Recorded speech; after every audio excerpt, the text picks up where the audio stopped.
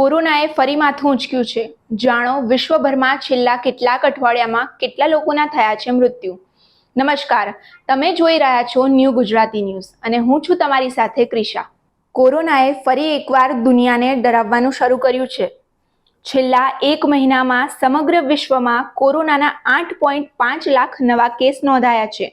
WHOએ કહ્યું છે કે છેલ્લા 4 અઠવાડિયામાં કોરોનાના કેસમાં 52% વધારો થયો છે। વર્લ્ડ હેલ્થ ઓર્ગેનાઇઝેશન WHO અનુસાર 4 અઠવાડિયામાં સમગ્ર વિશ્વમાં કોરોનાને કારણે 3000 લોકોએ જીવ ગુમાવ્યા છે। છેલ્લા 28 દિવસની સરખામણીએ આ 4 અઠવાડિયામાં મૃત્યુમાં 8%નો વધારો થયો છે।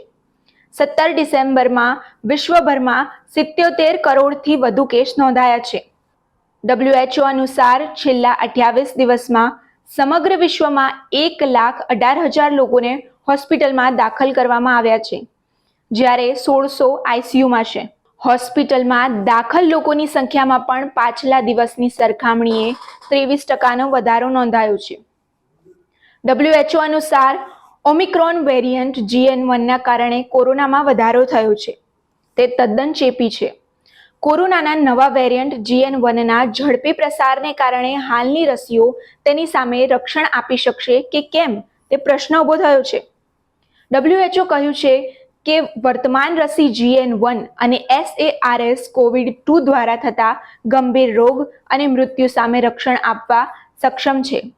WHO એ પણ કહે છે કે GN1 એ વેરિયન્ટ પર સતત નજર રાખી રહ્યું છે।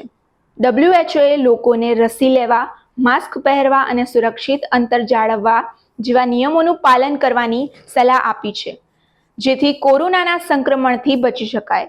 એટલું જ નહીં, WHO કોરોના સંક્રમિત વ્યક્તિના સંપર્કમાં આવવાના કિસ્સામાં ટેસ્ટ કરવાની પણ સલાહ આપી છે। ભારતમાં 423 નવા કેસ નોંધાયા છે। ભારતમાં છેલ્લા 24 કલાકમાં કોરોનાના 423 કેસ નોંધાયા છે, જેમાંથી 22 કેસ GN1 વેરિયન્ટના છે, જેનાથી GN1 વેરિયન્ટના 21 કેસ ગોવામાં જ્યારે એક કેરળમાં જોવા મળ્યો છે। દેશમાં સક્રિય કેસ વધીને 3420 થઈ ગયા છે। આ પહેલા ગુરુવારે દેશભરમાં 640 કેસ નોંધાયા હતા। આવી લેટેસ્ટ અને અપડેટેડ ન્યૂઝ જોવા માટે જોડાયેલા રહો ન્યૂ ગુજરાતી ન્યૂઝ સાથે।